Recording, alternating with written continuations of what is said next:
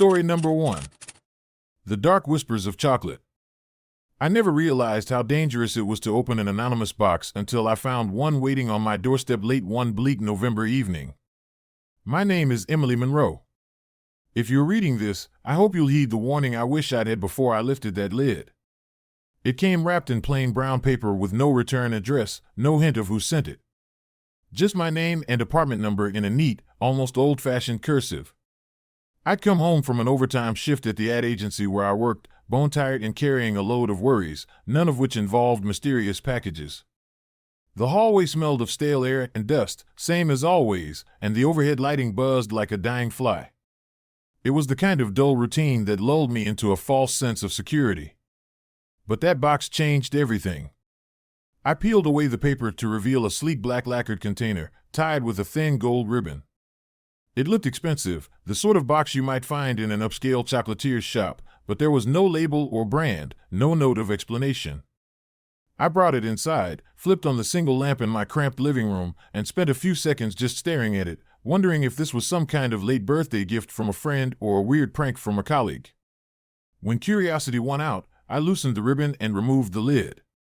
Inside, on a bed of midnight black velvet, sat 13 glossy spheres of dark chocolate.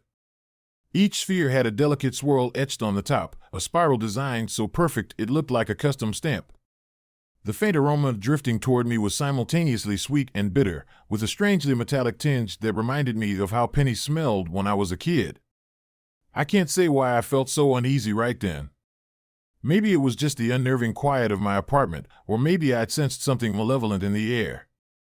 Still, I told myself it was silly to be afraid of a random box of chocolates.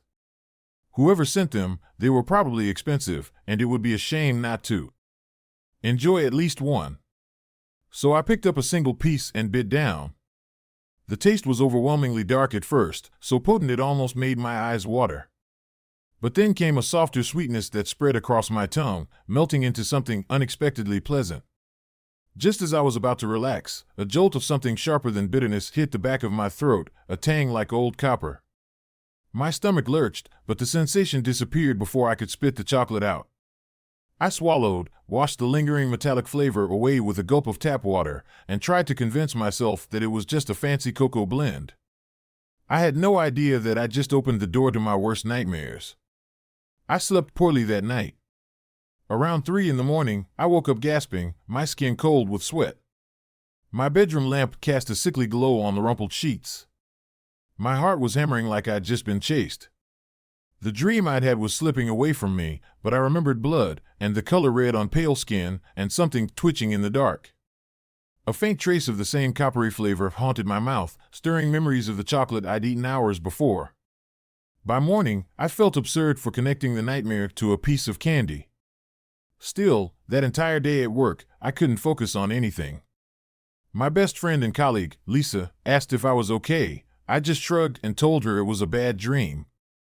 But the anxiety followed me home, clinging like a shadow.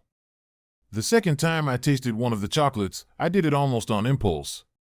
I'd microwaved a sad, leftover lasagna for dinner and couldn't shake my curiosity about the box. It was still sitting on my kitchen counter, the gold ribbon coiled beside it, daring me to open it again. The swirl on the top of the chocolate reminded me of an unblinking eye.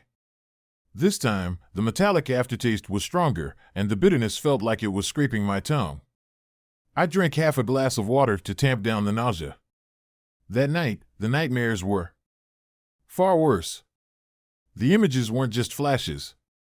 They felt real, and they were riddled with gore, mangled body parts, something that might have been a severed arm lying in a lake of blood, the fingers curling as if they were still alive. My heart pounded so fiercely that I woke up screaming at 2:57 in the morning. My throat was raw, and my sheets were drenched in cold sweat. The metallic taste lingered on my tongue, stronger than any memory of normal chocolate could account for. I hated how frightened I felt, but also, I couldn't explain it, I was drawn to the box. My hands shook whenever I glanced at it, and yet it kept pulling me in, the swirl designs almost glowing in the low light, each one a puzzle begging to be solved.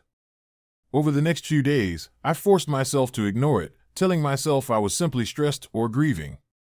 My boyfriend, Mark, had died in a car accident 6 months ago, and it still left a massive hole in my life. Maybe these nightmares were a delayed reaction to the trauma. But the darker part of me wondered if something in those chocolates had latched onto my sorrow, like a parasite feeding on my grief. By the time I caved and ate the third chocolate, my willpower was eroded. I told myself I wanted to see if the nightmares would continue. That was the excuse anyway. The dream that followed didn't just involve random gore. It was Mark's face I saw, reflected in shards of broken glass. He looked terrified, as though he wanted to speak, but his mouth was sealed by something sticky and red. When I woke, my heart was cracking in two. I thought I'd been making progress in processing his death, but those haunting glimpses made me feel like I was losing my mind. I started sleeping with the lights on, padding around my apartment late at night with my nerves frayed, half expecting to see Mark's ghost. Then, the real horrors began bleeding into my waking hours. I'd hear footsteps in the hallway when I was certain no one was there. The handle of my front door jiggled at odd intervals, a faint smell of vanilla and copper hung in the air. Sometimes, I swore I caught a silhouette out of the corner of my eye, a broad-shouldered figure that vanished when I turned to look. Even so, I couldn't bring myself to throw the box away. Some twisted longing told me that if these chocolates were connecting me to Mark, even if the connection was horrifying, I wasn't ready to lose it. It was like being addicted to something that was destroying me. My rational mind knew I should toss them in the trash, but I couldn't do it. Desperate for an explanation, I scoured the internet for anything resembling cursed or haunted chocolate. It sounded stupid, but I found obscure websites discussing occult sweets or baked goods used in necromantic rituals. Most were laughable or clearly phony.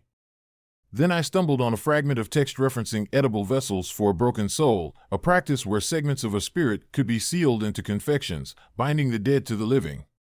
It sounded insane, but it hit me with the force of revelation. Could it be that each piece of chocolate somehow contained a fragment of Mark's spirit?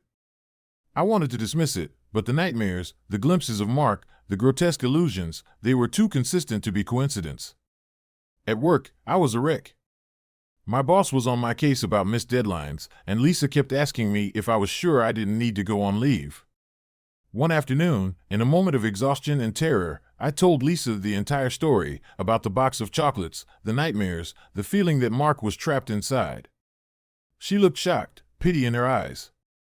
She didn't laugh or call me crazy, but she did beg me to see a therapist. The next day, I forced myself to do something about the chocolates. Late at night, I put them in a plastic bag, wrapped it tight, and hauled it to the dumpster behind my building. The weather was icy, a harsh wind cutting through my coat. I remember dropping the bag in the dumpster and slamming the lid, hard hammering, praying I'd finally severed the curse. That night, I woke up to a soft tapping on my door at 3 a.m. My body froze. I didn't even want to look through the peephole. But the tapping continued, gentle yet insistent. I mustered my courage, flicked on the hall light, and opened the door to find nothing. Just a stale corridor. No one around. Then I looked down and my blood turned to ice. The same plastic bag lay at my feet, still knotted, the black lacquered box inside. My eyes burned with tears, a sick dread churning in my stomach. I carried it back inside. I should have just left it out there, but something compelled me to pick it up. The box felt heavier than before, colder.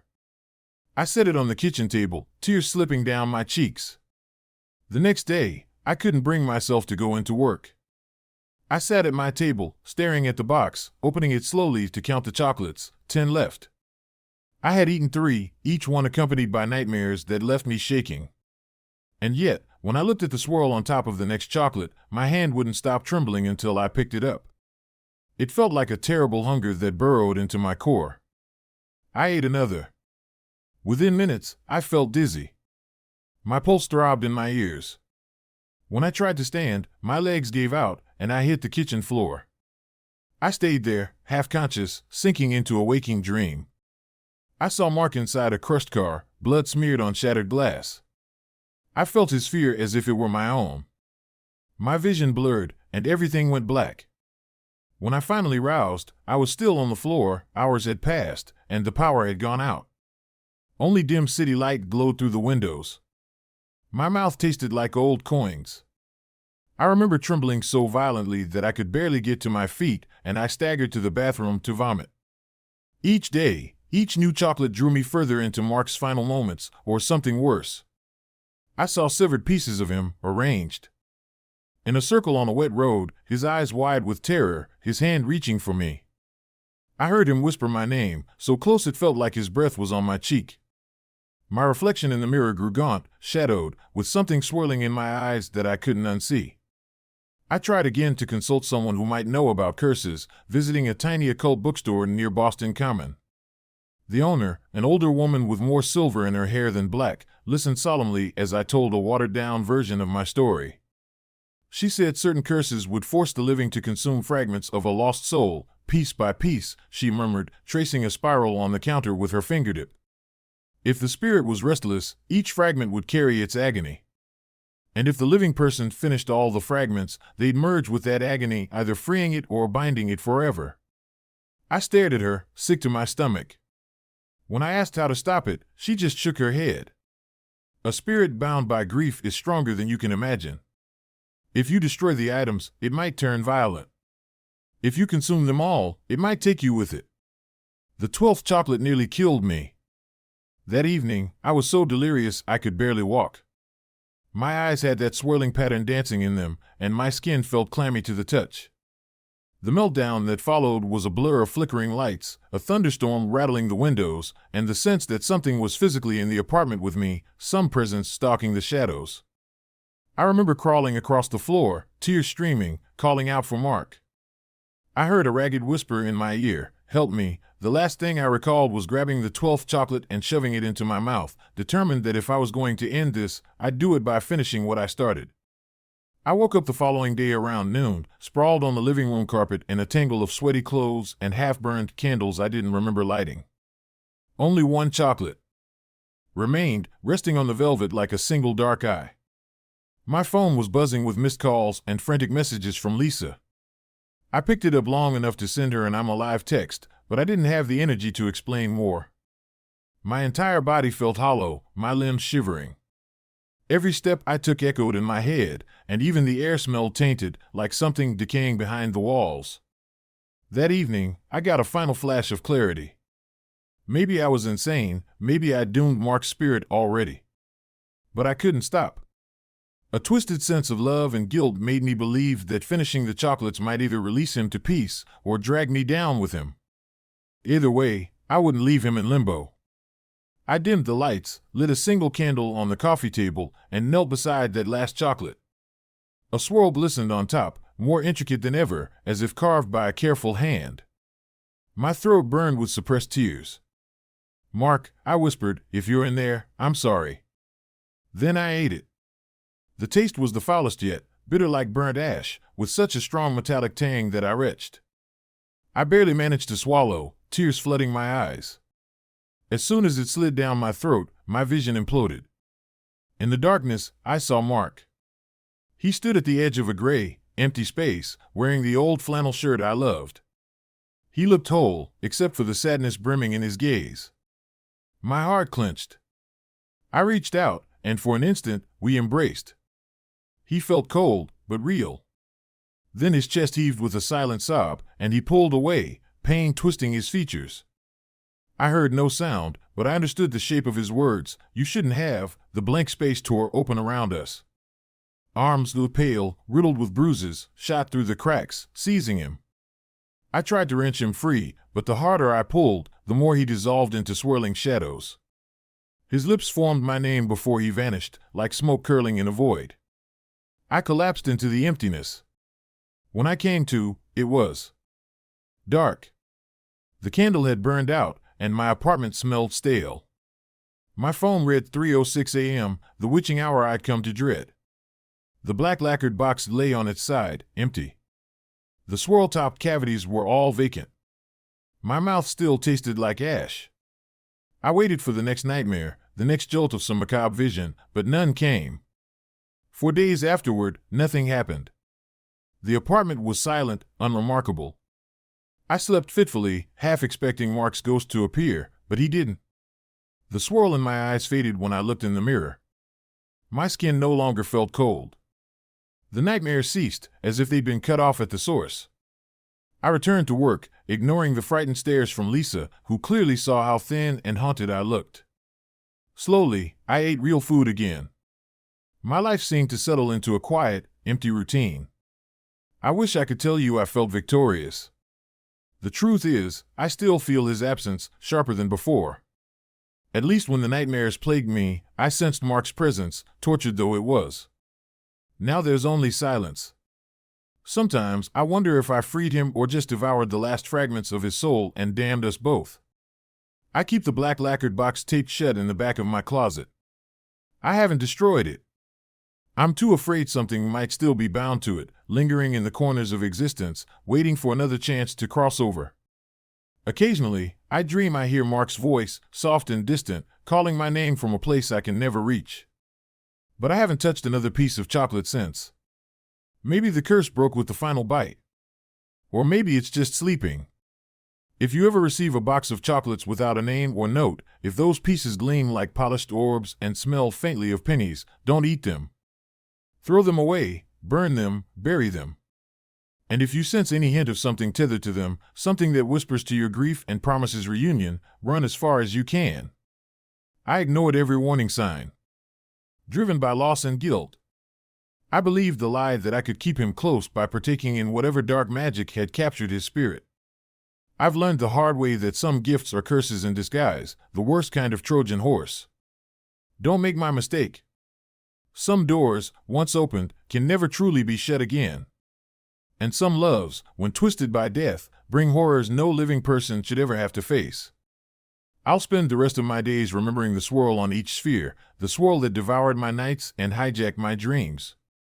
I can still taste that metallic bitterness sometimes, waking up in a cold sweat at 3 a.m, terrified that I'll hear the tapping on my door again. So please, if you're reading this, consider my story a plea, let the dead rest. No matter how much you miss them, no matter how deep your grief runs, do not feed that darkness with your own desperation. Because once it's inside you, there's no going back. Story number 2. A love letter from the darkness. I'm writing this by the dim glow of a single lamp, the only light in an otherwise pitch-black apartment. My name is Robert Hayes, and for most of my life, I've considered myself an ordinary person. No strange visions, no brushes with the supernatural, just a regular guy working an office job, coming home to a lonely apartment, occasionally hitting the bar with friends. The usual. But all that changed the day I found a love letter on my desk, a letter from a woman I didn't know, someone who, as I would learn, had been dead for half a century. Sometimes, I wish I could go back to my dull routine, unburdened by nightmares and horrifying revelations. But there's no going back, not when a ghost is trying to take your place among the living. It was an early autumn morning in Chicago, crisp air flowing in through a half-open window near my cubicle. I work on the 12th floor of a glass tower, one of those modern office buildings where everyone wears gray suits and eyes the clock until 5 o'clock. I'd stayed late the previous night, catching up on a massive backlog of reports my boss had unceremoniously dumped on me. When I arrived the next day, groggy and craving coffee, I found a handwritten envelope lying neatly on my desk. A faint perfume clung to it, a sweet scent that reminded me of dried roses. No one else was around to ask.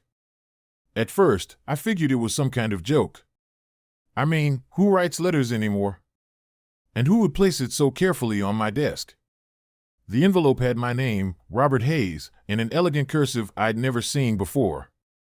No address, no postage, obviously hand-delivered. I'd never been the sort of person to get secret admirer notes, so I felt an odd pulse of excitement mixed with dread. Inside was a single sheet of heavy parchment, tinted yellow as though it had aged in a dusty attic. The handwriting matched the script on the envelope, looping and graceful. I'll never forget the words. My dearest Robert, I have watched you from afar, longing for the day you'd see me as I see you. There are nights I cannot sleep for thinking of your gentle smile and the kindness I sense in your heart. Would you do me the honor of writing back, so that I might know we are not bound by silence? It was signed simply, yours, Mary Ann. I stared, my breath caught in my throat. No last name, no contact information. Just Mary Ann, professing a strange devotion. I turned the paper over, searching for a clue, but the back was blank. The edges of the paper were slightly frayed, as if it had been torn from some old stationery set. All day I was useless at work, mind spinning. I asked around, tried to see if anyone had left a letter for me. My coworkers either shrugged or teased me. Lisa in HR said maybe it was my fairy godmother. Paul from accounting joked that he'd found his own note once, though it turned out to be from a coworker pranking him. But no one owned up to delivering that letter. The perfume lingered on my fingers. It was such an old-fashioned scent, not like the modern florals you might smell at a department store. It had an air of nostalgia about it, conjuring images of sepia-toned photographs and dusty antique shops. Even as I felt silly, I couldn't help imagining some mysterious woman with wavy hair and a vintage dress, lost in time. That evening, I went home to my tidied but soulless apartment. Gray walls, a beige couch, a few framed posters, no real personal touches. My life was quiet, my fridge nearly empty except for a six-pack of beer, condiments, and leftover takeout. Settling at my small dining table, I placed the letter before me. I had no idea what possessed me to respond, but a yearning to uncover its origins or break the monotony of my life took hold. Why not? I grabbed a sheet of plain printer paper and wrote, "Dear Marianne, I'm not sure who you are or how you found me, but your letter has me intrigued. I admit I've never been in this situation. I hope you won't be offended if I ask, do we know each other? How did you slip that letter onto my desk? Sincerely, Robert Hayes." It felt ridiculous, writing to a stranger, but some part of me insisted it was the right thing to do. Maybe I was tired of being invisible, living a forgettable existence. Maybe I wanted to believe in a spark of romance. I sealed the note in a generic envelope, scrawled Marianne across the front, and tucked it into my desk at work the next morning, half hoping she'd reappear to collect it. To my astonishment, by lunchtime, her response was there, a new letter nestled in the same spot on my desk, the perfume stronger this time, as if fresh from her skin. I looked around, scanning the rows of gray cubicles, but everyone was either on calls or typing furiously. No suspicious figure lurked about. Heart-pounding, I tore open the envelope. "My dearest Robert, I am overjoyed you answered me. I feared silence would linger between us forever. You ask how I reached you? Let us say fate has guided me. I linger in the shadows, watching you, wishing for a moment when we might truly meet. Until then, please keep writing. My heart has been empty for far too long." I could practically hear her voice in my head, soft and trembling. The letter ended the same way, "Yours, Marianne." This time, though, at the very bottom, was a faint watermark, an intricate floral design with letters woven into it, MER. My day's productivity dropped to near zero. I felt silly being so consumed by it, but how could I ignore the bizarre truth that someone was sneaking these letters onto my desk with stealth I couldn't fathom? My boss noticed I was zoning out, but I made an excuse about a headache. By the end of the day, I decided that if I was going to indulge this mystery, I should at least figure out who this Marianne was. The next night, I wrote a longer note. This time, I asked more questions. Where did she live? Why was she so sure about me? I left it on my desk, half expecting it to remain untouched. But sure enough, the following day, her reply appeared, a swirl of old perfume enveloping my senses. I read it in the break room, my hands shaking. She spoke of how she felt restless, how her nights were long and cold without companionship, how she'd watched me from a distance for some time. The letter had a yearning, desperate quality that both intrigued and unsettled me. Something about the language seemed antiquated, phrases like "my adored one" and "I yearn for thy presence."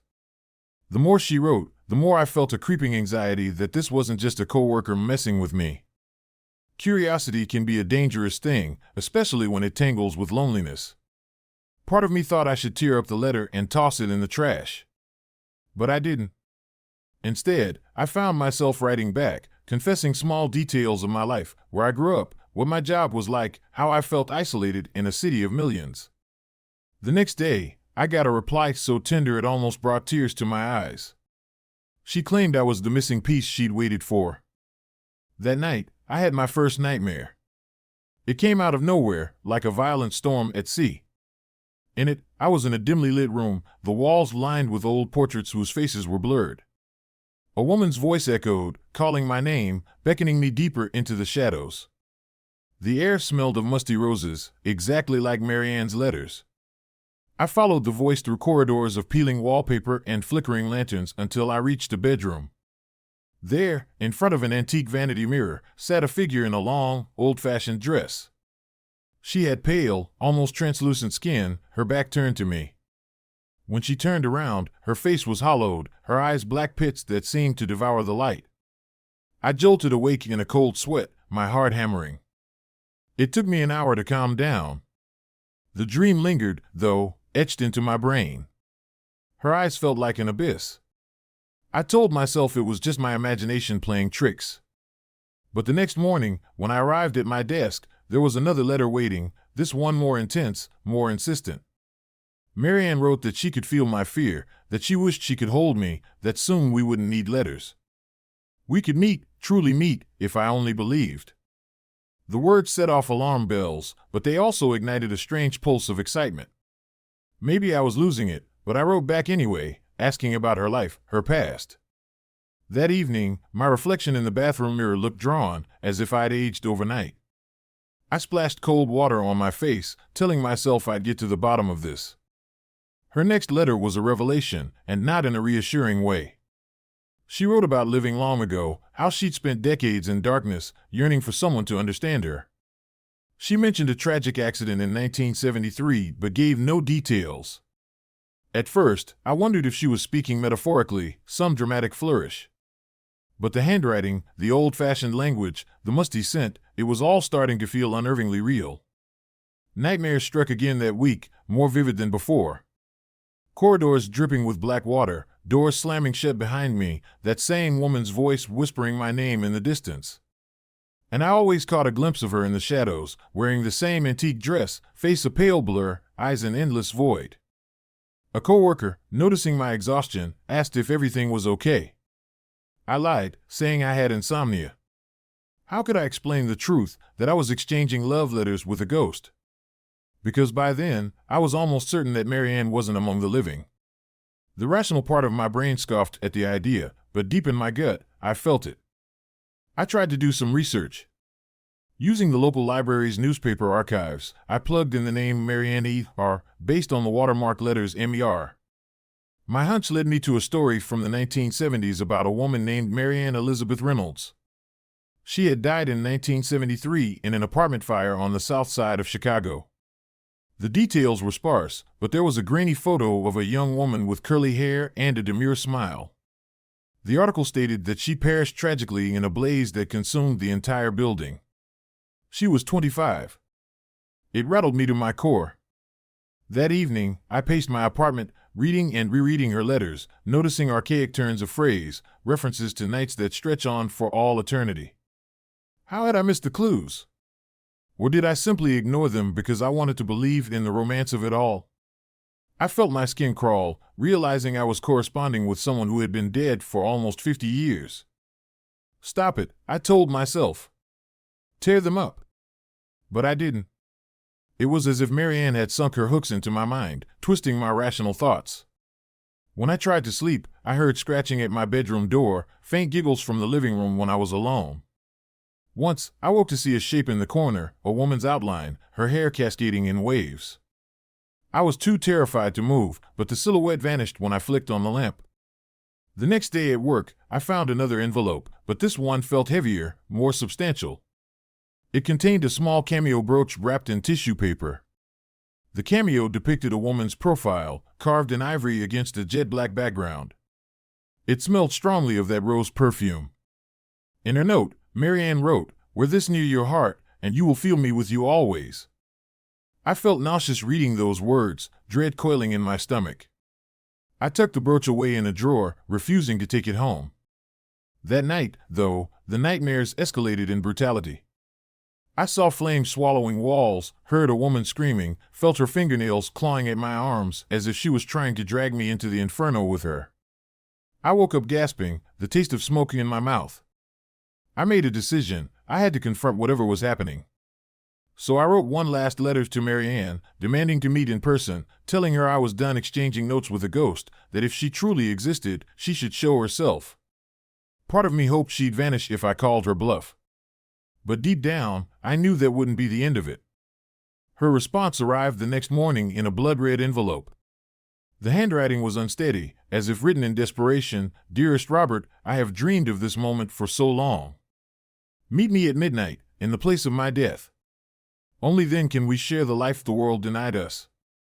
She included an address. It took me a few seconds to realize it was the lot where that apartment building burned down 50 years ago, now just a fenced-off stretch of barren land. A sane person would have ignored it, but I was consumed by a mixture of terror and fascination. I told no one, simply got in my car near midnight and drove through deserted streets to the old lot. My hands gripped the steering wheel so hard my knuckles went white. The city lights seemed distant as I parked by the chain-link fence. Weeds poked up through the cracked sidewalk, and the stench of decay hung in the air. I slipped through a gap in the fence, nearly tripping over debris and twisted metal. Somewhere in the darkness, I heard a soft sobbing sound. My heart pounded. Then I saw her, a pale figure in a vintage dress, tattered and stained. She stood among the rubble, half-bathed in moonlight. Her face was partially shadowed, but I recognized her from my nightmares. Marianne. She smiled, lips trembling, eyes glistening with an otherworldly sheen. "My dearest Robert," she whispered, voice echoing oddly in the stillness. "You came." I tried to speak, but my throat felt paralyzed. She moved closer, and the air around us crackled with a cold energy. She reached out a hand that looked almost translucent. I stepped back, instinct overriding curiosity. Yet, part of me wanted to step forward, to wrap her in my arms and comfort the lonely spirit. I felt tears burning in my eyes, my mind clouded by her presence. "Stay away," I managed to croak, but she took another step. Her expression contorted with heartbreak, or maybe hunger. "Don't you see?" she murmured. "I've waited so long for someone to answer me, to fill the emptiness. And you invited me in with every letter." She lunged, faster than I could react. I felt an icy pressure against my chest, like a dagger of frozen wind. My mind reeled with the sensation of her trying to force her way inside, as though my body were a doorway to be unlocked. Pain exploded behind my eyes, and for a moment, I saw flickers of her memories, an old apartment filled with lace doilies, a radio playing a jaunty tune, the smell of smoke creeping under a doorway late one tragic night, her final screams as flames consumed her. I staggered, fighting for control. "You can't," I gasped, pushing her away with trembling hands. Her face twisted with desperation, rage etched into her features. "I will not remain in the shadows," she hissed. "Not when you have the warmth of life I crave." In a surge of panic-driven strength, I wrenched myself free and stumbled backward. She howled, an inhuman sound that vibrated in my teeth. The ground beneath us felt like it shifted, as though her fury warped reality. Overhead, clouds swallowed the moon, plunging the lot into deeper darkness. I ran. My legs felt like lead, but adrenaline fueled me. I scrambled back through the fence, not daring to look behind me. In the corner of my vision, I saw her shape flicker, stretch, then vanish into the rubble. I sprinted to my car, chest heaving, turned the ignition, and sped off into the night. When I got home, I locked every door and window, heart thudding so violently I thought it might burst. The smell of smoke clung to my clothes. I tried to rationalize what had happened, but there was no mundane explanation. She tried to possess me, to inhabit my body. Sleep was impossible. At around 3 a.m, my phone buzzed, a text from an unknown number. Trembling, I opened it. All it read was, "Let me in." My entire body went cold. How had she gotten my number? Or was it just another manifestation of her power? The next day at work, I found my desk empty of letters for the first time since this started. Relief and anxiety warred in me. I hoped, foolishly, that she was gone. But that evening, I discovered the cameo brooch in my mailbox at home, wrapped in black paper. A single note scrawled in that same looping script said, "I can wait forever, my love." I knew then that I'd never be free if I didn't break this link. One of my coworkers, an older man named Patrick, occasionally mentioned his involvement with a local paranormal research group.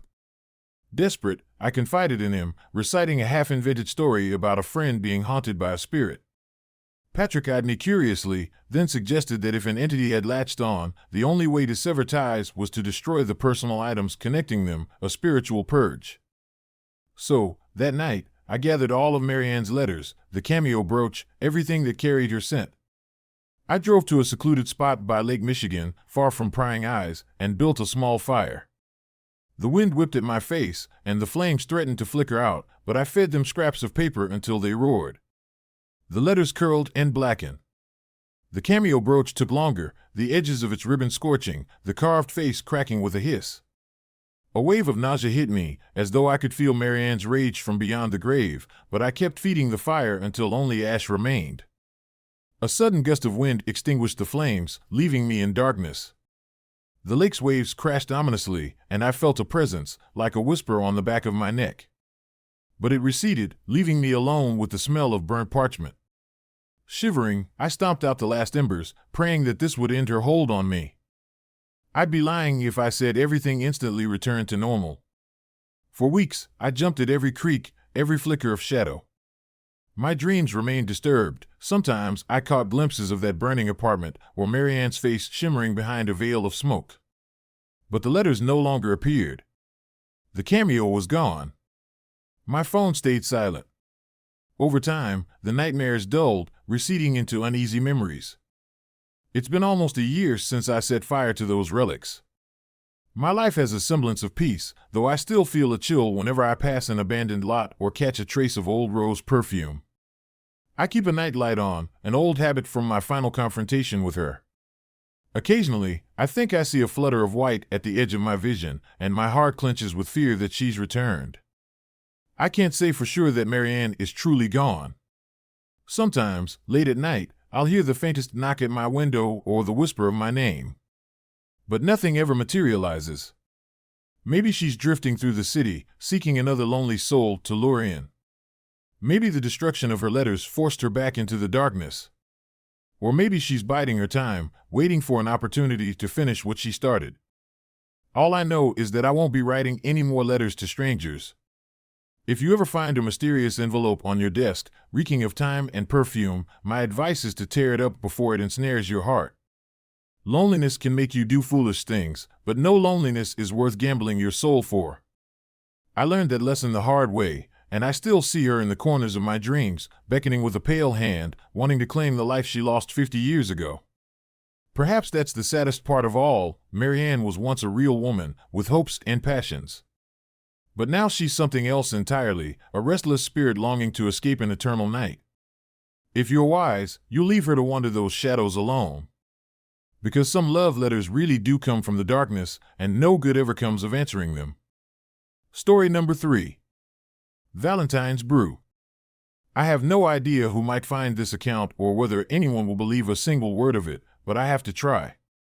My name is Daniel Parker, and a week ago, though it feels like an eternity, I took my girlfriend, Lily, to a quaint little cafe for Valentine's Day.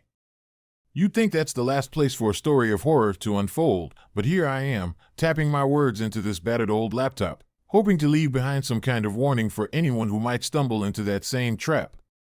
I pray it's not too late for us, or for the next unlucky couple who wanders in. I've been living in Chicago for nearly 5 years. Lily joined me about 2 years ago, trading her small-town life for a chance to explore the city with me. She always loved Valentine's Day, unapologetically so, all the pink hearts and sappy commercials. Usually, we'd celebrate with a standard date night, a movie, some takeout from her favorite Thai place, or maybe a walk by the lake if it wasn't too cold. But this year, I wanted to do something special. I'd heard whispers about a hidden gem downtown called the Valentine's Brew Cafe, which supposedly only opened its doors on Valentine's Day. The secrecy around it was part of its allure. Couples spoke of its romantic atmosphere, while others swore they'd never been able to find it again after that single magical visit. That sense of mystery hooked me immediately. It sounded perfect for Lily, perfect for a night we'd never forget. I found a mention of it in an online forum, a single address pinned at the bottom of an old post. The directions felt cryptic. Look for the red door on Carlisle Street, the one with the faded heart sign. People in the thread joked that only those truly in love could locate it, that the place was something akin to a fairy tale. I didn't think much of it beyond how fun and romantic it sounded. I should have paid more attention.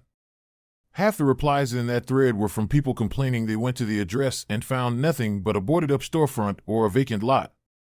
But others claimed to have had the most enchanting evening of their lives. Something about that contradiction intrigued me. So on Valentine's Day, Lily and I hopped in an Uber around sunset. She was wearing a red sweater with little hearts on the sleeves, which she'd crocheted herself. I loved that she'd found the time to work on these kitschy projects even in our cramped downtown apartment. It was part of her charm, a kind of homespun warmth that made me feel at ease.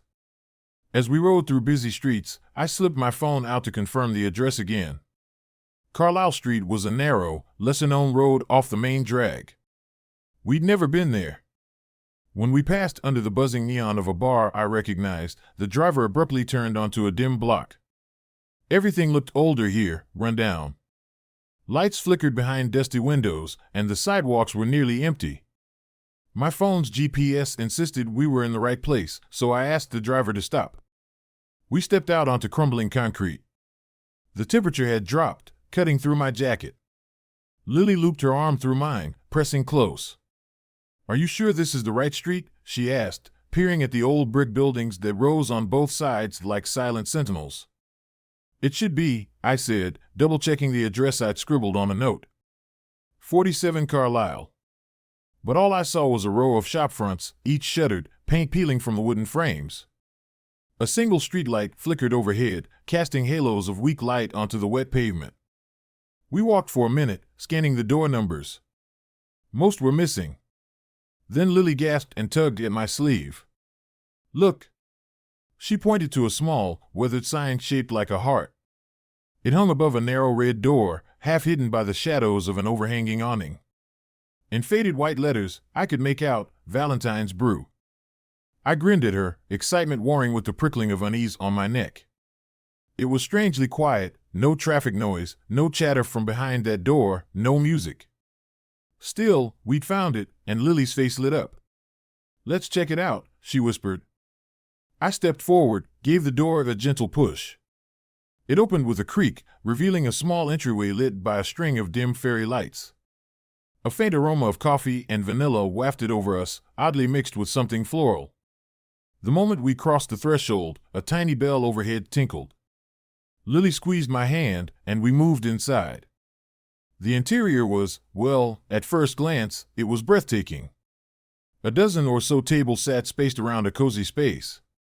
The walls were lined with gold-framed mirrors and old-fashioned sconces, each flickering with candlelight. In the corner, a phonograph played soft jazz from an era long gone.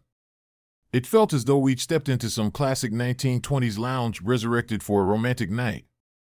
The smell of roasted coffee beans intertwined with a sweet undercurrent like roses.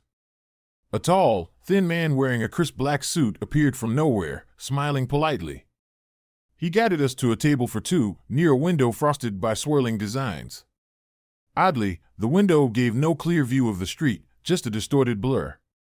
I told myself it was just the pattern of the frost.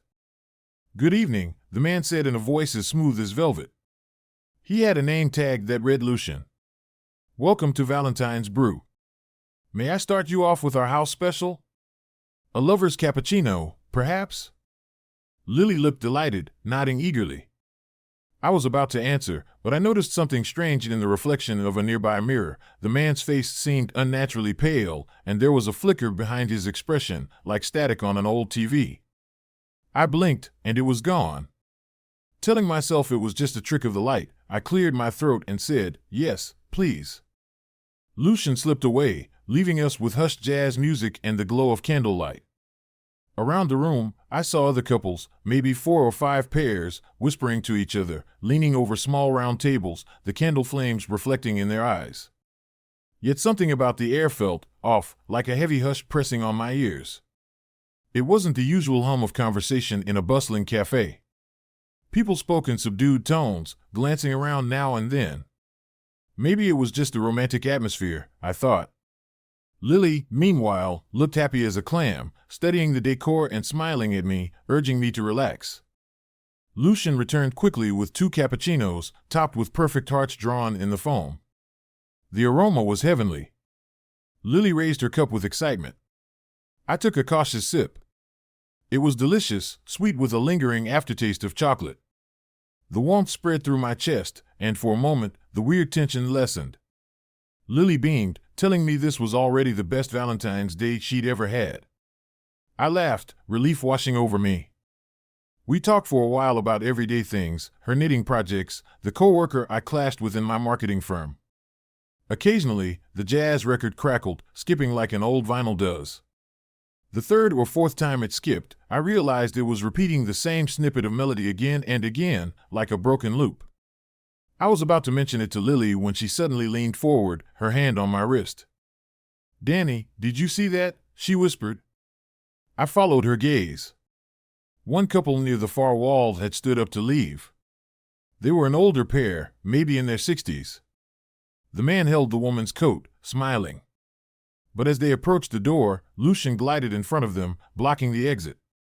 He didn't say a word, he just gave a slow shake of his head. There was a heavy pause. Then the couple seemed to slump back to their table, a resigned look in their eyes. Something about the way they moved was alarming, like puppets on strings, limbs heavy, faces drawn. Lily and I exchanged a look of confusion. A swirl of anxiety knotted in my gut. But no one else in the cafe seemed to react, so I tried to push it aside. Was it possible we were misunderstanding? Maybe they'd forgotten to pay, or maybe the staff had a weird policy about leaving without finishing your meal. But still, it felt wrong. We sipped our cappuccinos in uneasy silence. A young couple at a nearby table shot us a tense smile, as if they, too, had noticed something was off. Then Lucian appeared at our side, startling us both. He placed a new menu on the table, announcing softly, "Try our Valentine's dessert sampler. It's quite special."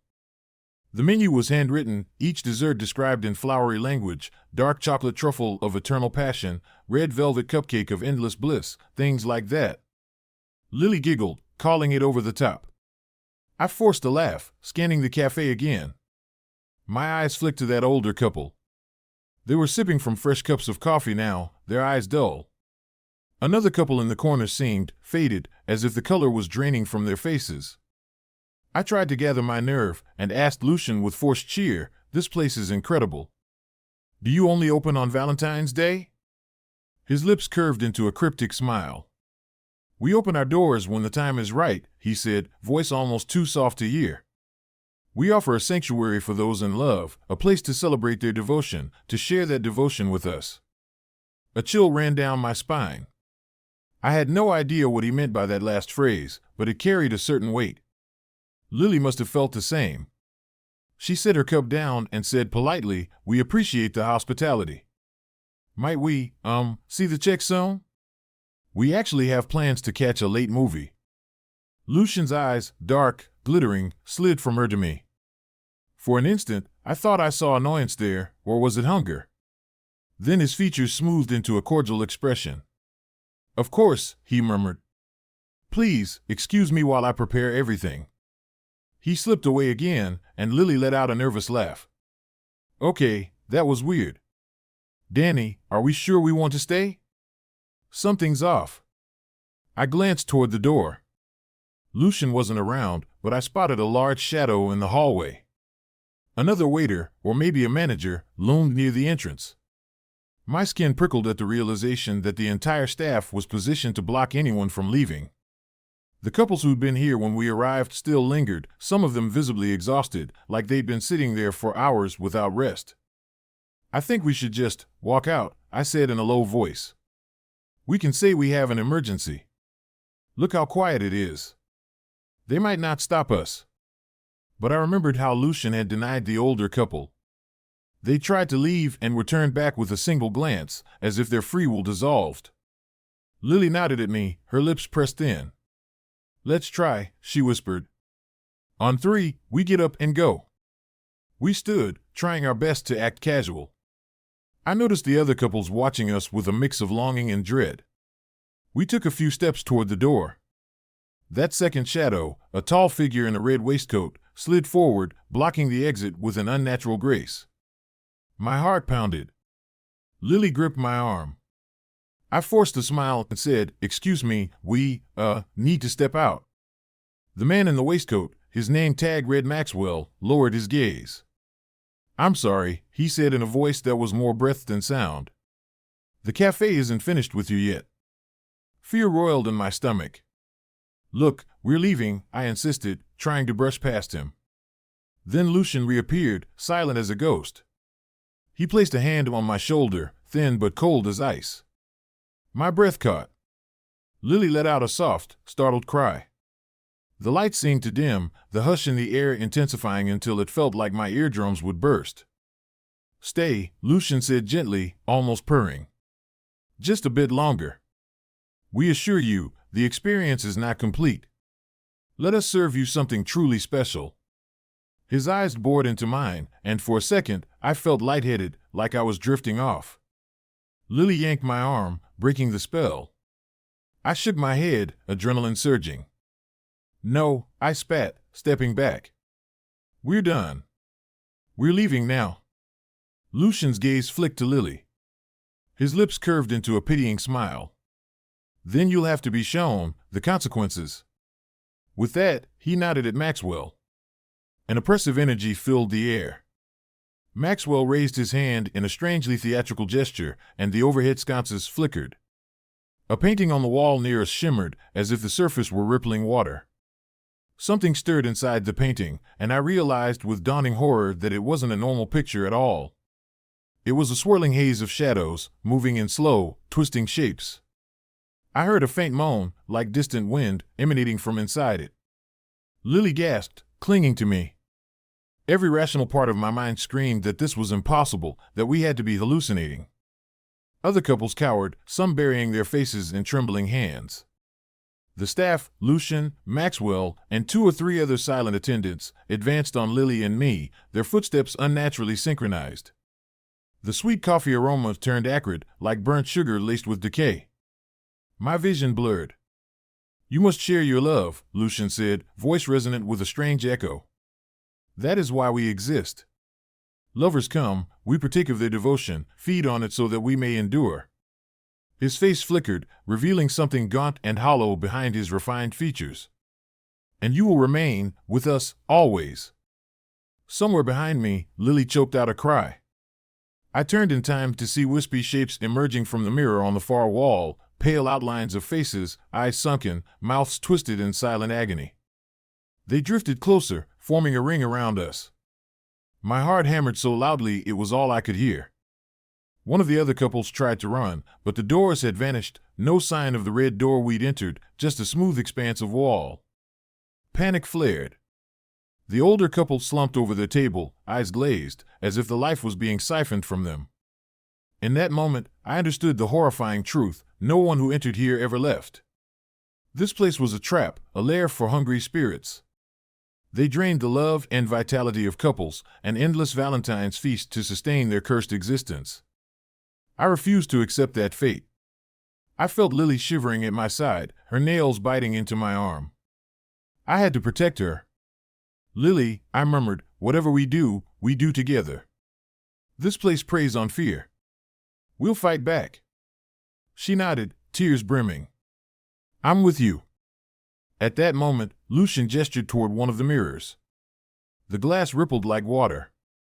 I caught a glimpse of warped reflections, mine and Lily's faces, twisted in terror. A dozen wraith-like figures glided forward, reaching out with bony fingers. Lily screamed as one of them grazed her hair, static sparks dancing in the air. I threw my arm around her, trying to shield her. My skin prickled, as if touched by a cold current. The staff moved in a slow circle, chanting something under their breath, words in a language I'd never heard, guttural and melodic at the same time. The couples who'd been sitting all this while rose, shuffling closer, their faces slack, eyes blank.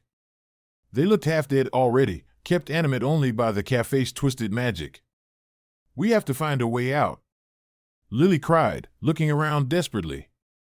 I scanned the corners of the room, searching for any sign of an exit. The windows were frosted beyond recognition, each reflection distorting into ghostly shapes.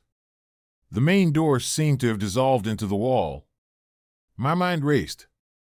A memory flashed, the older couple trying to leave before. They'd nearly reached the door. Something about the short corridor leading to the exit, maybe behind that corridor was the original door, hidden by illusion. I took Lily's hand. "Follow me," I whispered, and we ducked under the outstretched arms of a wraith-like figure. The ghostly shape shrieked, a sound like nails on a chalkboard. We ran, weaving through tables, ignoring the startled gasps of the other trapped patrons. I saw Maxwell step forward, blocking our path again, but I charged at him with an adrenaline-fueled desperation. We collided. His body felt light, almost hollow, but unbelievably cold. My momentum knocked him back, and he stumbled, momentarily losing his composure. We dashed past him. Lily kept glancing over her shoulder, her hair whipping across her face in terror. A swirl of candlelight and ghostly moans filled the air behind us. At the end of that short hallway, we found a narrow door. It looked different from the red door we'd entered. This one was made of rough wood, and the handle was shaped like a small bronze heart. I grabbed it, expecting it to be locked, but it turned. Heart pounding, I yanked it open. A pungent wave of musty air hit us. We stepped into a dark corridor lit only by sporadic, flickering bulbs overhead. The walls were lined with tattered velvet wallpaper, shredded in places, revealing rotting wood beneath.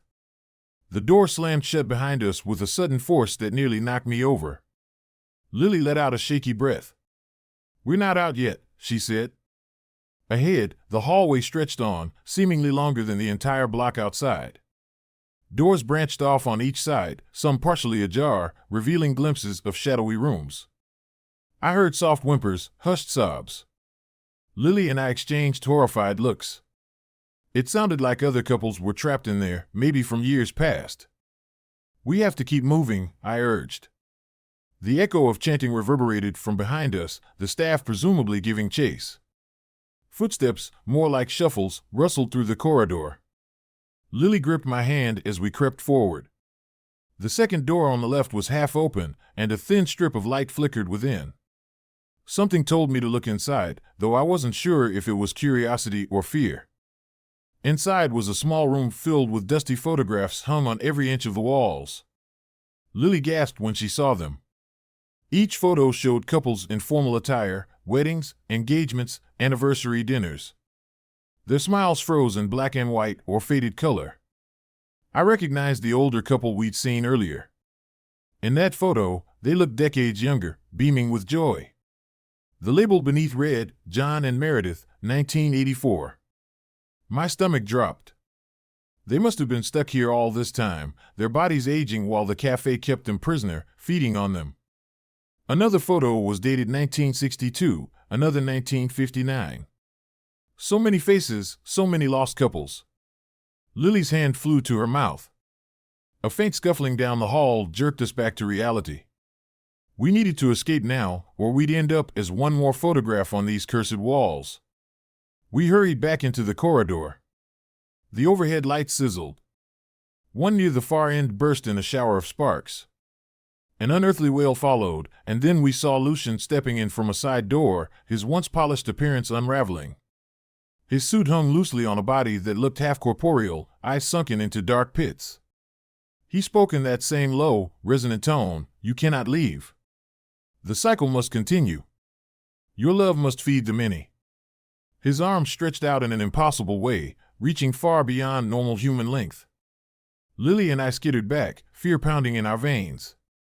We spun around, fleeing to the right, down a twisting corridor that seemed to angle downward.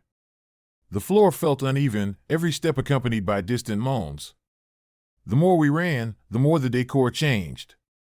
Wallpaper peeled, roaches scurried across moldy floors, and shapes half submerged in the darkness shuffled away as we approached. It was like stepping into the bowels of a haunted house that extended beyond normal space. I tried not to think about how the cafe had looked so cozy and charming on the outside. At the corridor's end loomed a heavy iron door with a heart-shaped grate. Candlelight flickered behind it. We paused, out of breath, exchanging a grim look. I pressed my ear to the door, no sound. Maybe this was a way out. I tried the latch. It resisted, then gave way with a loud groan of metal. We slipped inside, wincing as the door clanged shut. This new room was vast, lit by rows of tall, black candles on iron stands. The walls were lined with crimson drapes, and in the center stood a monstrous structure resembling a bar, but carved with ornate shapes of entwined lovers. Behind that bar, an enormous mirror stretched floor to ceiling, the reflection distorted by swirling shadows. My pulse jumped. The mirror's surface rippled like liquid, and faint forms drifted within, like silhouettes in murky water. Lucian's voice echoed from the shadows, swirling around us. You see, the cafe is not just a place. It is a hunger, an endless hunger for devotion, for that spark we see in your eyes. We are the remnants of hearts that beat long ago, condemned to wander these halls until we have drained enough love to escape. A new figure emerged, a woman in a formal black dress with a high collar. Her face was a haunting mask of beauty, pale as chalk, with lips an unnaturally deep red. A name tag pinned to her collar read Verona. She glided closer, eyes fixed on Lily. Your bond is strong, Verona whispered. We need that strength. She reached out, bony fingers brushing the air around Lily's head, as if trying to draw out her love. I stepped between them, trembling. Get away from her. Verona tilted her head, a cruel smile forming. Behind her, Lucian floated closer, silent as a shadow. He raised a hand, and the candles guttered low, the room sinking into near darkness. I felt Lily tremble at my back, and I could almost sense the life force draining from us. My limbs grew heavy, breath laboring. The air thickened, each inhale a struggle. But in the corner of my eye, I noticed something, a faint line of light near the corner drapery. Possibly a doorway or a seam in the wall. Summoning the last of my strength, I grabbed Lily's hand and lunged for it. Verona shrieked, an ear-splitting cry that vibrated through my skull. Lucian lunged too, but Lily and I ducked under his outstretched arms. We reached the heavy curtain, yanked it aside, revealing a small door. Light seeped through the cracks around its edges, light that looked real, like city lights. We scrambled for the handle. It wouldn't turn. Behind us, footsteps thundered, inhuman moans echoing. Lily frantically clawed at the handle. Meanwhile, I pressed my shoulder against the door, kicking at its base. My heart hammered, each beat weaker than the last. I sensed more spectral shapes swirling around us, the cafe's cursed staff closing in. Suddenly, the door gave a loud crack, and it popped open. A rush of cold night air hit me. We stumbled forward, onto a dark sidewalk. Street noise assaulted my ears, car horns, distant chatter. Disoriented, we spun around. We were outside, standing next to a brick wall with boarded-up windows. The door we'd burst through was gone, just a smooth, graffitied surface. Lily and I clutched each other, panting, trying to steady ourselves. Our breath billowed in white puffs under a street lamp. We were back in the real world. We both stared at the blank wall, uncertain how we'd come out of it. After a moment, Lily pressed her palm to the bricks, tears in her eyes. Danny, is it really over? I didn't know how to answer. The building behind us was a dilapidated structure with a for lease sign, dark and empty. No sign of the Valentine's Brew Cafe, no red door, no flicker of candlelight. A couple of passers-by gave us odd looks as they hurried on. I opened my mouth to speak, but I was shaking too badly to form words. We staggered to a nearby bus stop bench.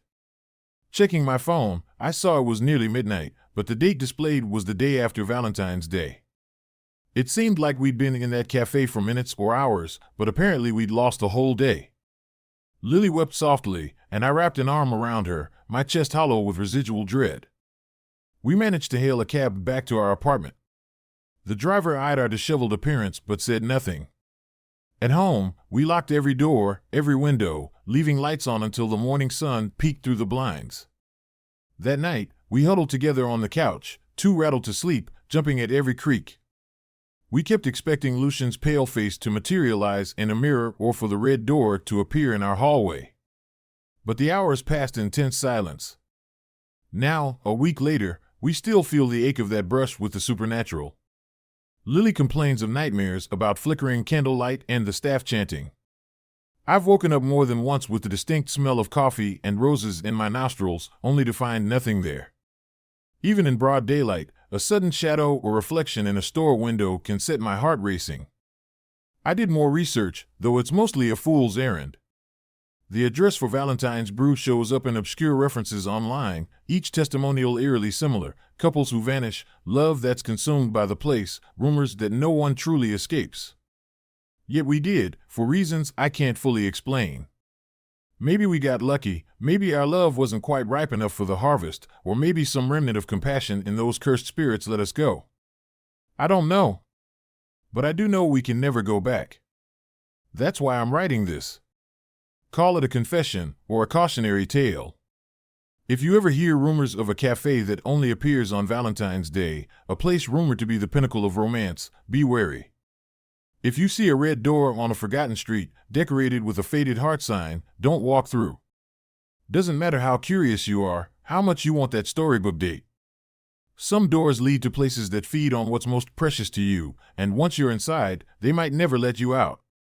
Lily wants us to move away from Chicago entirely, maybe head back to her hometown, where things feel safer and simpler. We might do it. The city hasn't looked the same since that night. Every alley, every old building, every flickering sign feels like a potential trap.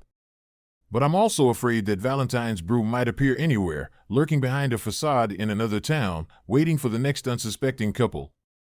If so, then no place is truly safe. We're grateful to be alive, but part of me wonders what's changed inside us, whether some piece of our essence is missing now. Our love feels fragile, as though a portion of it was siphoned away in that cursed cafe. Lily and I are holding on to each other, fighting to keep that bond strong. We will endure, I think. We have to. So this is my story, mine and Lily's. Believe it or don't. But on Valentine's Day, when the world is painted pink and red, and you wander through quiet streets searching for a hidden romantic spot, keep your eyes open. Listen for the hush in the air, that hush that doesn't belong in a living world. Watch out for the faint smell of roses and coffee. And if you see a welcoming glow and an elegant sign promising the perfect evening of love, walk away. You may be saving not only your heart, but your very soul. Story number 4. Blood Roses. I'm writing this in the last place I expected to find myself, the small, windowless storage room of my late grandmother's old Victorian house, nestled in a dusty corner beneath the rafters. There's a single flickering light bulb overhead, and my only company is a stack of crinkled letters, a few old photos, and, God help me, the bouquet of roses that started it all. My name is Melissa Ward, and I never believed in curses, ghosts, or anything else that goes bump in the night. But I do now. If you found this manuscript, maybe you're rifling through my things, or maybe it's years later and you're cleaning up the detritus of my life, I beg you to heed my warning. Don't accept flowers from strangers. Don't let your grief, curiosity, or even your polite manners override your instincts. Because there might be a reason those roses smell faintly of copper and make your skin crawl. I should start at the beginning, on the day the bouquet arrived. I've always loved fresh flowers, especially roses. It's a little cliché, sure, but I'm a romantic at heart. My grandmother once told me that red roses symbolized both love and blood, but I thought that was an odd, old-fashioned interpretation. Now, of course, I realized she was onto something. It was a brisk February morning in Boston, the kind of day where the wind off the harbor seeps into your bones.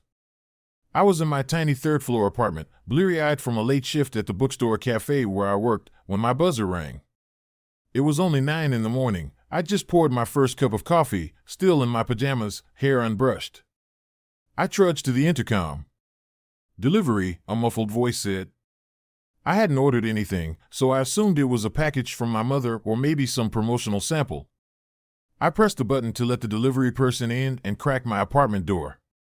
Moments later, a short, broad-shouldered man in a brown jacket appeared, holding a large rectangular box. He thrust it toward me, had me sign on a little handheld device, then gave me a nod and disappeared down the hallway.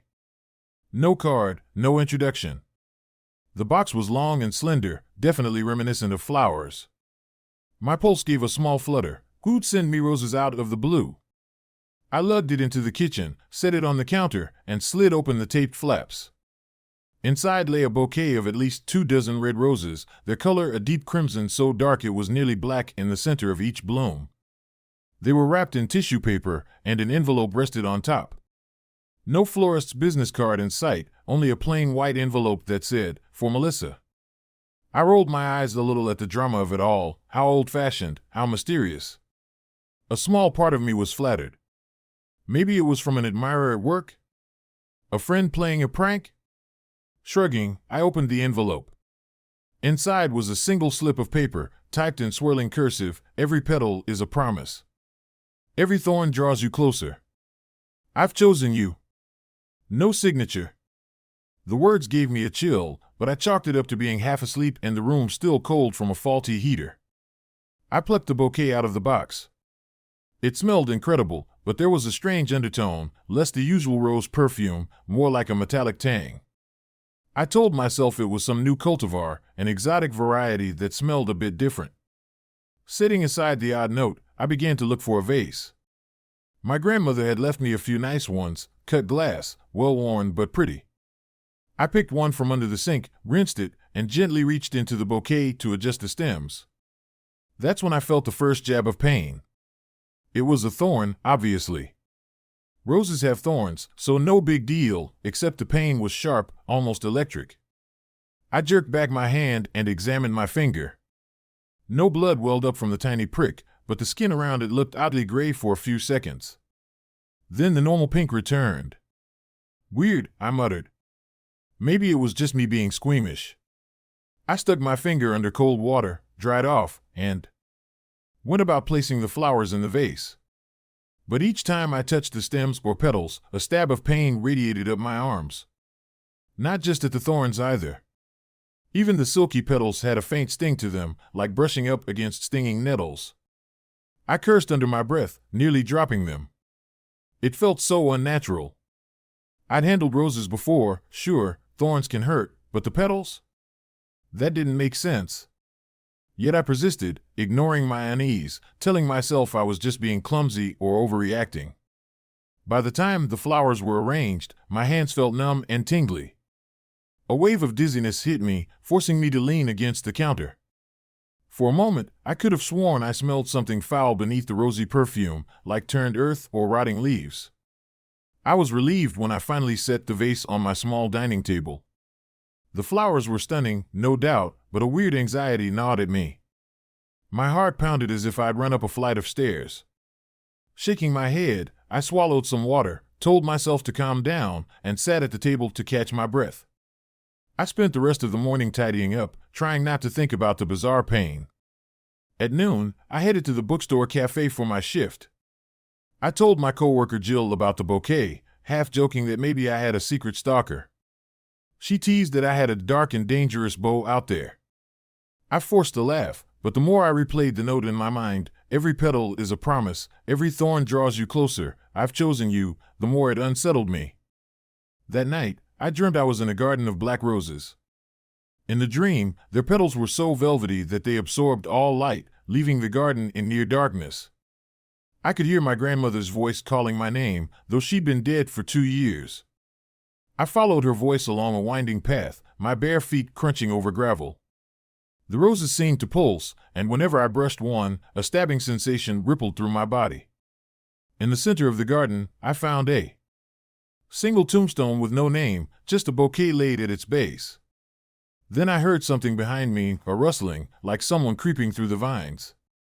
Before I could turn around, I felt a sharp prick in my side, and I woke in a tangle of sweaty sheets, heart racing. I told myself it was only a dream, no reason to panic. But the next day, I noticed the roses on my table had blossomed even more, their petals opening wide. They looked almost fleshy, for lack of a better word. And that bizarre metallic smell lingered, especially if I leaned in close. Over the next few days, I tried to pretend nothing was wrong, though I caught myself avoiding contact with them. The 2 times I brushed against the vase by accident, I felt that same searing jolt, as though the roses radiated some invisible current. On the 3rd day, I was cleaning up after cooking dinner, pasta, if memory serves, when I found a second note tucked under the vase. It must have been slid there somehow while I was out or maybe earlier that morning. My apartment door had been locked, though, or at least I thought it had. The note read, "Your pain sustains them. Keep them near, or they'll wither, and so will you." A cold sweat broke over me. The handwriting, or typed script, matched the first note. I stared at my locked door, half expecting to see it wide open, half expecting some intruder to leap out of the closet. But no one was there. The chain latch was secure. My windows, third floor, all shut. How had someone gotten inside? My instincts told me to throw the roses out, but the note's words echoed in my head. It was an absurd threat, impossible. Yet my nightmares had returned each night, always featuring that garden and the twisting vines of blackish-red roses. My arms sported fresh bruises shaped like fingerprints, though I had no memory of how I got them. Fear coiled in my stomach. The next morning, I decided to confide in my best friend, Rachel. Rachel lived across town, but we were close. Enough that I could spill the whole weird story over coffee. She listened carefully, eyebrows arching higher with every sentence. When I finished, she took a slow breath and said, "Look, this might sound crazy, but have you thought about going to the police? Someone's obviously messing with you." I snorted. "And say what?" "Officer, I got roses that hurt my hands, and I think they're cursed. Also, some creep broke into my place to leave me notes. They'll laugh me out of the station." She couldn't argue with that. So she offered a simpler solution. "I have a friend, Dylan, who's into horticulture. Maybe he can examine them, see if they're coated in something that causes pain on contact." That sounded logical, so I agreed. We set up a time for Dylan to swing by my place the next day.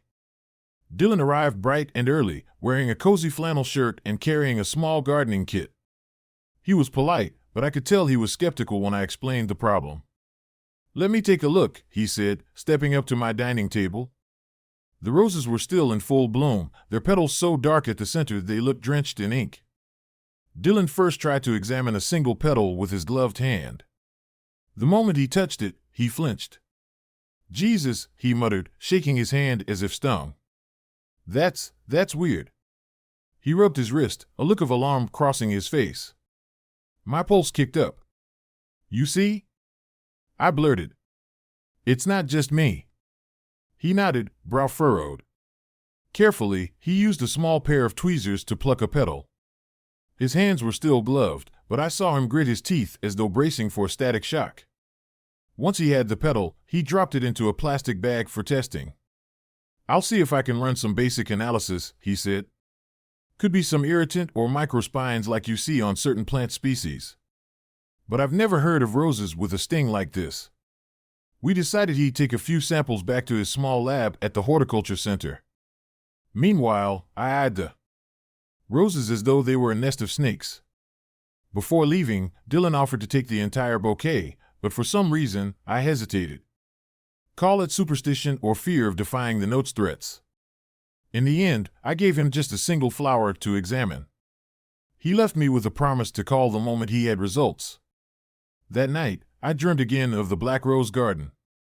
This time, I recognized the tombstone. It belonged to my grandmother, though in reality she was buried in a regular cemetery with no roses around. The tombstone in my dream had her name, Marjorie Ward, etched in a swirling script. As I knelt beside it, the ground shifted under me, soft and wet.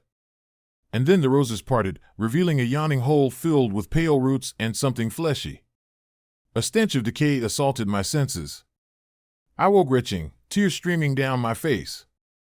I called out sick from work the next day, too shaken to handle customers. Dylan texted me around noon, no toxins or known irritants. Tissue is unusual. Let's meet. My heart pounded as I read the message. In an hour, he was at my apartment again. This time, his face wore an anxious expression I'd never seen on him. He set down a small laptop on my coffee table, opening an image of magnified rose petals.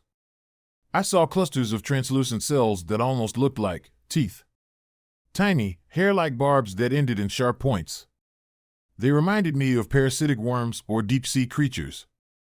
"These structures," Dylan said, tapping the screen, "aren't normal for any rose species. It's as if they're engineered or mutated. They respond to heat and moisture. When you touch them, they contract and release something like an electrical impulse. I stared, swallowing the bile in my throat. You're telling me these are some freakish genetically modified roses? Dylan shrugged, face grim. I've never heard of anything like it, even in biotech labs. But that's not all. He clicked to another image, a cross-section of the stem. Embedded within the xylem, among the normal plant tissues, were thin, hair-like threads tinted brownish red. I found human DNA in there, he said quietly. What? I almost shouted. He grimaced. Traces of human DNA, as if the rose was feeding on or integrated with human remains. I tested it 3 times. The results are consistent. This thing is grown in or from human tissue. My blood turned to ice. Dylan's words hammered home how bizarre and horrific this situation was. I felt an urge to throw the entire bouquet out the window. But something about those notes' warnings, plus the roiling dread in my gut, stayed my hand. Have you told anyone else? No, Dylan said. I don't even know how to explain it. But there's more. He pulled out a sealed plastic bag from his pocket. Inside was a small, shriveled root, or so it looked. It was twisted, vaguely shaped like a slender finger. My stomach churned at the sight of it. I pried this from the base of the stem. I tested this separately. More human DNA, plus traces of multiple blood types. He set the bag on the table. I pushed it away, not wanting to look. The question trembled on my tongue, whose remains were used to grow these monstrous flowers? Dylan, as if reading my thoughts, shook his head. I can't say. But if you're right about a mysterious sender, this might be part of something bigger, or someone's twisted experiment. I nodded, mind spinning. We talked for a while longer, discussing possibilities, a black market horticultural project? Some deranged fanatic? Dylan pressed me to go to the police. I almost agreed, but fear and skepticism warred in my mind. I pictured walking into a station with a bagged rose petal, babbling about cursed flowers grown in human corpses. I dreaded the cops writing me off as a crank. In the end, we decided that I'd lay low, keep the bouquet sealed in a closet, and search for any clue about who might be targeting me. Dylan insisted I call him if anything else happened, day or night. Part of me longed to simply toss the roses in the dumpster and run, but the persistent nightmares suggested a deeper connection. Something in my bones told me I needed to figure out who sent them, otherwise, the threat might never stop. That evening, I locked the bouquet in a plastic storage bin, slapped duct tape over the lid, and shoved it in the coat closet. Then I poured myself a stiff drink. The ominous hush in my apartment felt suffocating. Usually, I'd watch a show or read, but I couldn't concentrate. My phone pinged with a text from Jill, asking if I was feeling better. I typed a quick reply, lying that it was just a stomach bug. As midnight approached, I finally felt exhaustion pulling me toward sleep. But just as I was about to turn off the lights, I heard a scratching sound at my front door, like nails dragging along the wood. My heart lurched. I crept to the door, peering through the peephole. No one was there, just a dimly lit hallway. Then came a soft thump, and a piece of paper slid beneath the door. I nearly jumped out of my skin. Summoning my courage, I yanked the door open. Still, no one. The hallway was deserted. With trembling hands, I shut and locked the door, then picked up the paper. It was a single typed line, "They bloom in blood, and soon, so shall you." My stomach twisted. Who was doing this? How had they vanished so fast? My apartment complex had security cameras in the lobby, but the staff rarely monitored them in real time. The police, of course, would say it was a prank. But I knew better. This was personal, and it was only getting worse. The nightmares escalated. Every time I closed my eyes, I saw that garden of black roses, each bloom dripping with something thick and dark. My grandmother's voice sounded more urgent, sometimes calling me by a nickname from childhood, "Little Lissa, don't let them take root." I'd wake up gasping, tears on my cheeks, the stench of decaying earth so strong I could hardly breathe. When I confided these details in Rachel, she suggested I talk to a medium or spiritual advisor. Normally, I'd laugh at the idea, but my rational approaches weren't helping. The notes continued appearing under my doormat, on my car windshield, inside my grocery bag. Each threatened a dire fate. The worst was one that read, "All who nurtured these flowers are part of them forever. You are chosen soil." The phrase chosen soil made my skin crawl. I dreaded leaving my apartment, but staying there felt no safer. The plastic bin in my closet occasionally rattled at night, or maybe that was just my imagination. I tried to ignore it, tried to pretend I didn't feel something pulsing in the darkness, drawing energy from my fear. Dylan, bless him, kept urging me to ditch the roses. But he was also fascinated, itching to do more tests. Meanwhile, Rachel's suggestion about contacting a spiritual advisor started sounding less ridiculous. Through a friend of a friend, we got the name of a self-proclaimed psychic named Miss Evangeline, who operated out of a ramshackle old house near Salem. The entire concept screamed tourist trap, but desperation pushed me to try. One Sunday morning, Rachel and I drove up to Salem and found Miss Evangeline's place on a quiet side street. It was a narrow, 3-story house with peeling paint and an array of wind chimes. The windows were covered in thick curtains.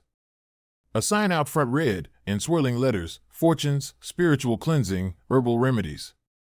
We stepped inside to the tinkle of a bell. The hallway smelled of incense and dried herbs. Miss Evangeline herself emerged from behind a bead curtain, a diminutive woman with piercing gray eyes. Her hair was pulled back in a bun streaked with silver. She wore a black shawl embroidered with gold stars. I braced for the usual theatrics, but there was a quiet seriousness in her gaze that gave me pause. I told her I needed help with something unnatural, something about cursed roses. She listened without interruption, occasionally nodding, her expression grave. When I showed her a photo on my phone, the bouquet in full bloom, she inhaled sharply. Without a word, she motioned for me to follow her into a back room that smelled of lavender and candle wax. We sat at a small wooden table. She took my hand, her grip surprisingly strong, and closed her eyes. I felt a faint trembling pass through her fingers. After a moment, she muttered, "Such old, dark energy. Bound by blood, grown in death. This is no mere hex, child, it is a harvest." My heart pounded. "I don't understand," I whispered. She drew a shaky breath. "Someone out there cultivates these roses using the remains of their victims. The flowers are an extension of that dark presence. When you touch them, they feed on your life force, your fear, your pain. You become part of the soil from which they spring. Eventually, your body or your spirit, or both, will be consumed." Bile rose in my throat. How do I stop it? Her eyes slid shut again. Such a bond is not easily broken. You must find the source, the place where these wretched flowers are grown, and sever their roots in a final act of destruction. Otherwise, she trailed off, looking pained. Otherwise, you're only prolonging the inevitable. Rachel's hand found mine, squeezing tight. The psychic concluded by saying she could offer me protective amulets or incense, but the real key was confronting whoever was growing these roses. She advised me to look into local land records or old cemeteries, places rumored to be cursed ground. "The flowers want you to come," Miss Evangeline said, voice trembling. "Because they thirst for you." As we left, I felt a grim resolve settle in my chest. I was done waiting around in terror.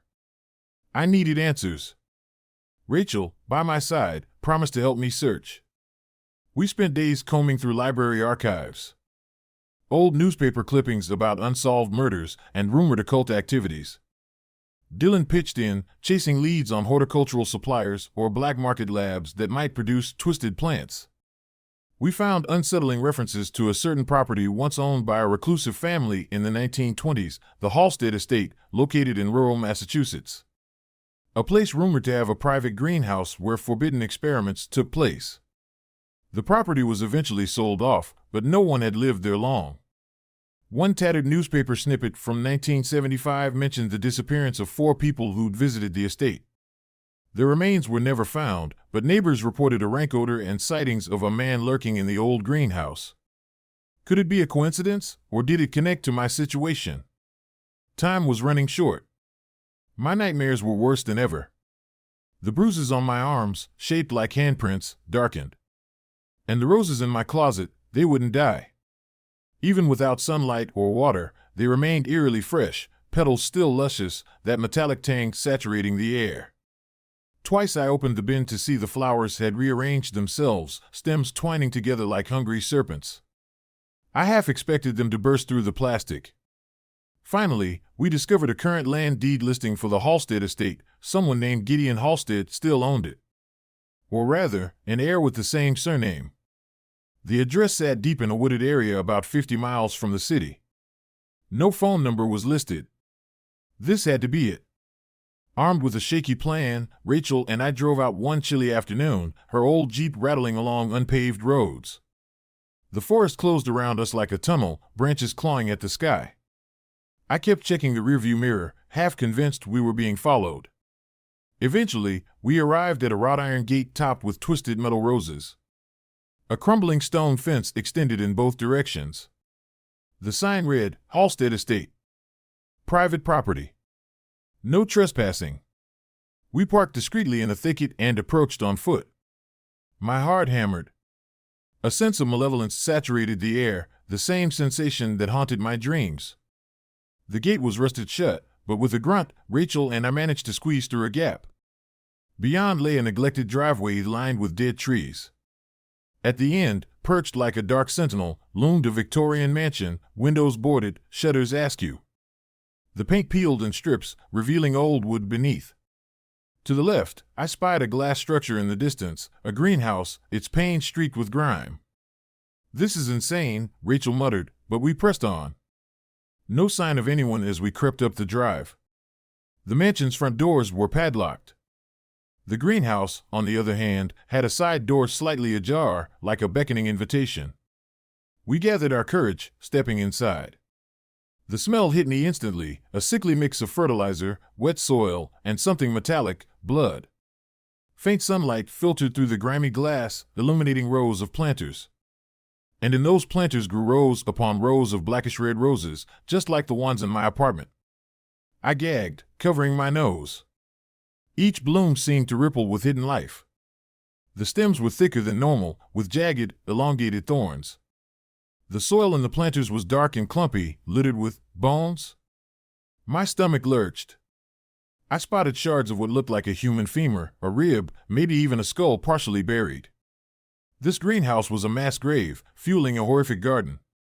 My legs shook so badly I could hardly stand. Rachel let out a muffled scream when she saw a tattered piece of clothing protruding from the dirt. The greenhouse was an abattoir disguised as horticulture. I remembered Dylan's analysis: these plants contained human DNA. Now it made sense in the most nightmarish way. The gardener, whoever it was, killed people, used their remains to feed these monstrous roses, and mailed them out to chosen victims. The notes threatened that we'd be next. Then, from the far corner, I heard a soft scraping. We both froze. A tall, gaunt figure stepped into view, wearing old-fashioned clothes stained with earth. His face was gaunt, almost skeletal, eyes sunken. He held a pruning knife. I recognized the face from the single black and white photo in the archive, Gideon Halstead, or some descendant who looked eerily identical. He stared at us with a slow, terrible smile. "You came," he said, voice low, echoing in the damp air. "The roses called, and you obeyed." My throat locked. Rachel tried to speak, but only a whimper emerged. The man, if he was even truly human, advanced, dragging the pruning knife along a wooden beam, metal scraping on wood. "You have their scent on you," he murmured, eyes fixed on me. "The bouquet I sent has done its work, forging a connection. Your life, your essence, belongs here, in my soil." My mind roared in protest. "You sick bastard," I spat, though terror made my words tremble. "Why? Why do this?" He tilted his head, as though the question confused him. "It's how I endure. The Halsteads discovered it long ago. We feed the land with blood, and it rewards us with these flowers, these vessels of power. Each victim becomes part of the cycle, their love, fear, and pain nourishing the next bloom." My legs wanted to buckle. I glanced around, desperately seeking a weapon or exit. The greenhouse door was behind us, but could we outrun him? Rachel clutched my arm, her nails digging deep. She whispered, "We have to burn this place." The man snarled, revealing teeth so stained they looked black. "Burn my roses? You destroy centuries of carefully cultivated life?" He laughed, a broken, hollow sound. In a sudden burst of adrenaline, I grabbed a nearby metal watering can. The stench of rotting fertilizer nearly overwhelmed me as I flung the contents at Gideon. He recoiled, letting out a furious hiss. I seized the moment, shouting at Rachel to run. We sprinted down the aisle between planters, hearing him curse behind us. The door was close. The roses seemed to sway, reaching out as if to snare us with their thorns. One branch whipped at me, tearing my sleeve and scraping my skin. The jolt of pain was incredible, nearly dropping me to my knees. Rachel pulled me up, and we burst outside. My mind spun with a singular intent: burn it all. She rummaged in her bag for a lighter. Thankfully, she smoked sometimes, so she had a cheap plastic lighter. We grabbed a canister of gasoline from a nearby storage area, likely used for some estate machinery. Gideon emerged from the greenhouse, enraged, moving faster than any normal man should. We splashed fuel across the side of the greenhouse, ignoring the lumps in our throats. I flicked the lighter, my hand shaking so violently I almost dropped it. Then the spark caught.